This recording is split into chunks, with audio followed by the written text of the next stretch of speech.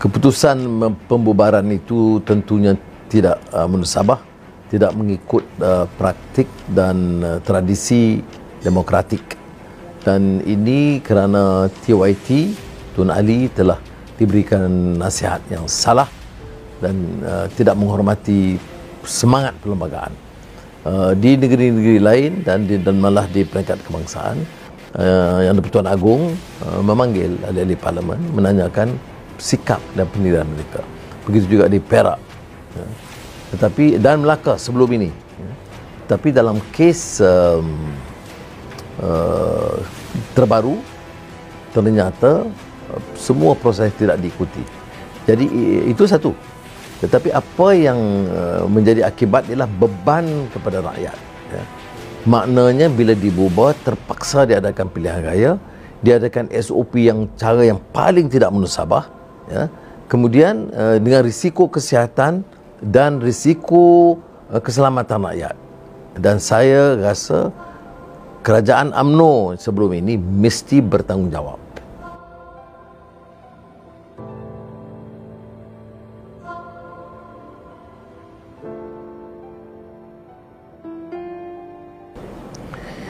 Ini politik cacar merba. Dia dalam satu kabinet hanya untuk pegang kuasa, tetapi dalam semua hal bertempur, termasuk di Melaka.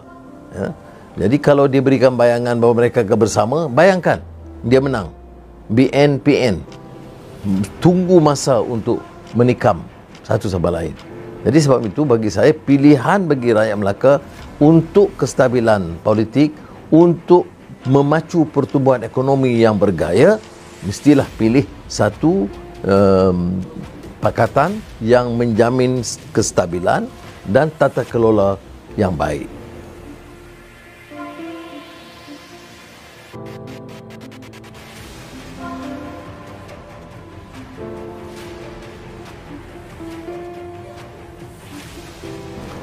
Dia tidak pernah tu satu kesalah fakta, sebab dia berlaku di Sabah sejurus selepas pilihan raya, di mana beberapa adun UMNO menyeberangi menyokong warisan.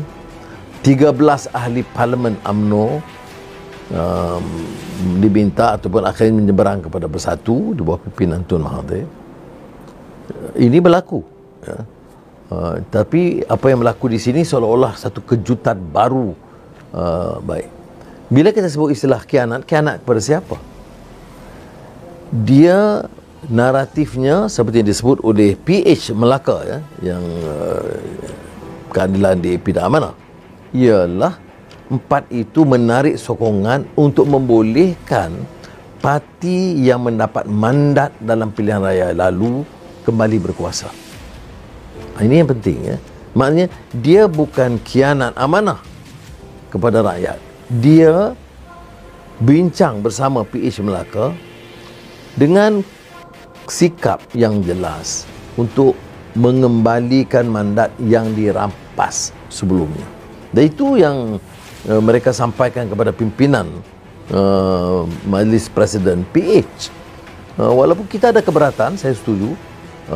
Saya sendiri ada banyak persoalan sebelum akhirnya bersetuju.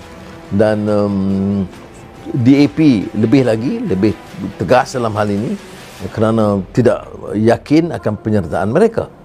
Tetapi selepas itu, bila saudara Idris Harun umpamanya dipanggil oleh Presiden UMNO dan minta ada satu bentuk kompromi, dan dia tegas kata saya sudah menyatakan sikap dan saya tidak boleh terima pimpinan yang menyeleweng dan rasuah dan mahu bersama dengan PH, itu agak bagi kawan-kawan kita dalam PH itu lebih meyakinkan.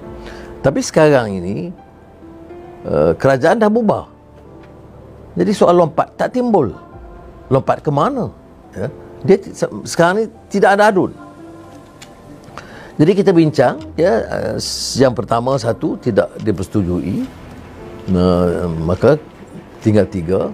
Kemudian ada kerusi itu ikut kedudukan pengagihan kawasan kita. Maknanya yang 3 itu termasuk hanya 1 untuk keadilan dan 2 untuk amanah. Dan keputusannya akhirnya keadilan memilih satu dan amanah memilih satu. Ada orang tanya, apakah tidak ada orang yang dalam keadilan lebih layak? Banyak yang ada juga lebih layak. Tetapi saya tidak ambil sikap begitu, ya, kerana kita lihat pengorbanan mereka, kesediaan mereka bersama, dan konsisten selepas mengambil keputusan itu, tidak berganjak dari pendirian mereka. Dan saya juga memberikan message kepada rakyat bahawa kita tidak memusuhi ahli-ahli biasa UMNO atau PAS. Kita memusuhi kezaliman, penyalahgunaan kuasa, penindasan. Itu yang kita musuhi, yang diteraju oleh pemimpin UMNO, yang terlibat dalam memunggah kekayaan 1 MDB dan lain-lain. Itu bukan ahli biasa. Jadi kita harus memberi pencerahan dan memberikan ruang kepada mereka mendengar, berfikir, dan kalau mereka mau menyeberang atau menerima kita, kita harus mengambil sikap yang lebih terbuka. Idris bertanya atas tiket keadilan PH dan Azman atas tiket amanah PH. Itu kerana pengalaman mereka, kesetiaan mereka kepada perjuangan, dan sikap rakyat di bawah.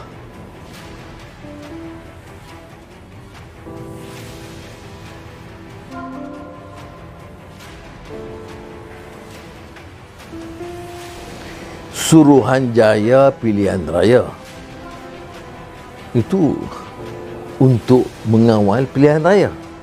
Tapi yang berlaku ini, dia macam pasukan keselamatan.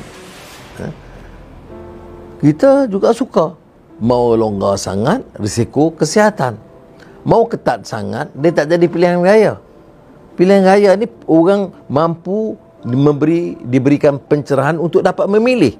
Sekarang dia tak dapat. Jumpa tidak boleh, ceramah tidak boleh, ceramah kelompok tidak boleh. Salam memang tak boleh lah sebab COVID-19 ni. Nah, ini yang berlaku sekarang.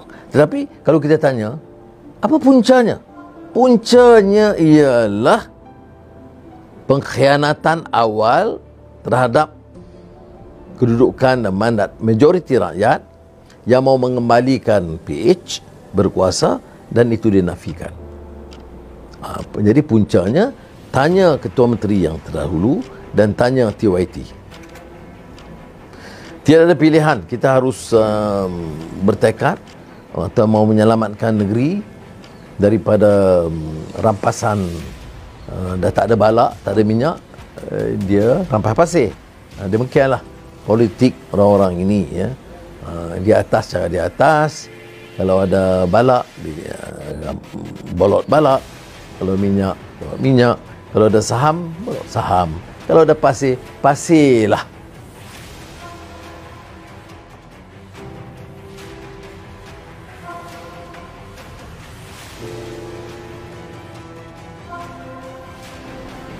Kita dah cuba pilih yang kita anggap terbaik, ya, yang punya track record yang baik, yang disiplin dan akhlak dan juga kesetiaan kepada perjuangan.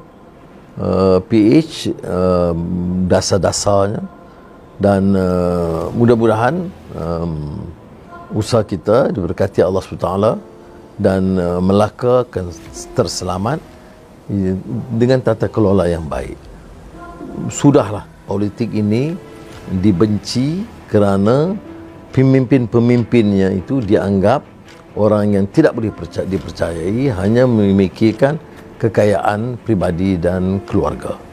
Jadi oleh demikian, berilah ruang untuk kita tunjukkan Melaka kembali sebagai model sejarah yang ulung. Melaka pernah jadi di bawah Kesultanan Melayu Islam Melaka yang kosmopolitan.